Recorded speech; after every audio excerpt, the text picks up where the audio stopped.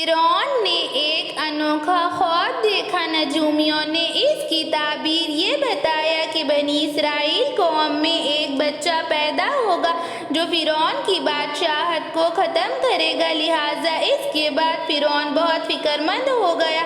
اس نے حکم جاری کر دیا کہ بنی اسرائیل قوم میں پیدا ہونے والے تمام لڑکوں کو قتل کر دیا جائے۔ فرعون کی حکمرانی تھی، اس نے بنی اسرائیل قوم کو کمزور کر رکھا تھا، ان کے لڑکوں کو قتل کرتا تھا اور لڑکیوں کو زندہ چھوڑ دیتا تھا۔ فرعون کے زمانے میں بنی اسرائیل قوم سب سے حقیر اور کم درجہ قوم تھی اور یہ انہیں بہت ذلیل کرتا تھا، ان پر بہت زیادہ ظلم کرتا تھا۔ اسی طرح بنی اسرائیل قوم کے ہزاروں لڑکے مار دیے گئے۔ جب حضرت موسیٰ علیہ السلام کی پیدائش ہوئی تو نجومیوں نے فرعون کو بتایا کہ بچہ پیدا ہو چکا ہے۔ حضرت موسیٰ علیہ السلام کے والدین سخت پریشان ہو گئے، انہوں نے حضرت موسیٰ علیہ السلام کو چھپا کر رکھا، پر زیادہ عرصے تک انہیں چھپانا ممکن نہیں تھا۔ پھر حضرت موسیٰ علیہ السلام کی والدہ کے دل میں خیال آتا ہے کہ ایک صندوق بنا دیا جائے اور بچے کو اس میں رکھ کر دریائے نیل میں چھوڑ دیا جائے۔ پھر حضرت موسیٰ علیہ السلام کی والدہ نے انہیں صندوق میں رکھا اور انہیں دریائے نیل میں بہا دیا، اور پھر حضرت موسیٰ علیہ السلام کی بہن سے کہا کہ تم جاؤ صندوق کے پیچھے دیکھو کہ صندوق کہاں جاتا ہے، تو ان کی بہن اس کے پیچھے چلی گئی اور پھر صندوق بہتا ہوا فرعون کے محل کے قریب پہنچا، جہاں فرعون کی ملکہ اور اس کی باندیاں لطف اندوز ہو رہی تھی۔ ملکہ نے صندوق کو دیکھا اور پھر حکم دیا کہ صندوق تالاب سے نکال لاؤ، اور جب صندوق کھولا گیا تو اس میں ایک حسین خوبصورت بچہ موجود تھا۔ ملکہ بہت زیادہ خوش ہوئی، اس کی آنکھوں میں ممتا اتر آئی، اس نے بچے کو گود میں اٹھایا۔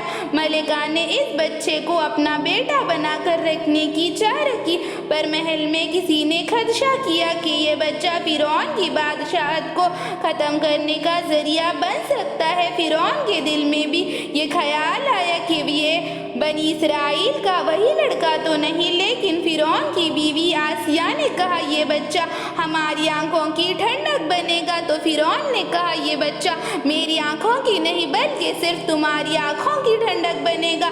ملکہ نے اس کا نام موسیٰ رکھا۔ پھر بچے کے لیے دائیاں لائی گئی اور پھر اس نے کسی کا دودھ نہیں پیا۔ پھر ان کی والدہ آئی اور حضرت موسیٰ علیہ السلام نے ان کا دودھ پیا تو ملکہ حیران رہ گئی کہ یہ بچہ کسی کا دودھ پینا قبول نہیں کر رہا تھا، پر اس عورت کا دودھ پینا قبول کر لیا۔ اور پھر ان کی والدہ نے کہا کیونکہ میں بہت زیادہ پاک دامن ہوں۔ اور پھر ملکہ حیران ہوئی، اور پھر موسیٰ علیہ السلام کی والدہ کا فرعون کے محل میں بہت زیادہ احترام ہونے لگا۔ اسی طرح حضرت موسیٰ علیہ السلام شاہی محل میں پرورش پائی اور فرعون کے اسی محل میں پڑھ کر جوان ہوئے اور بڑے ہوئے، اور اللہ تعالیٰ نے حضرت موسیٰ علیہ السلام کو نبوت عطا کی۔ حضرت موسیٰ علیہ السلام کلیم اللہ تھے، یعنی کہ اللہ تعالیٰ سے باتیں کرتے تھے، اور اللہ تعالیٰ ہر چیز پر قدرت رکھتا ہے،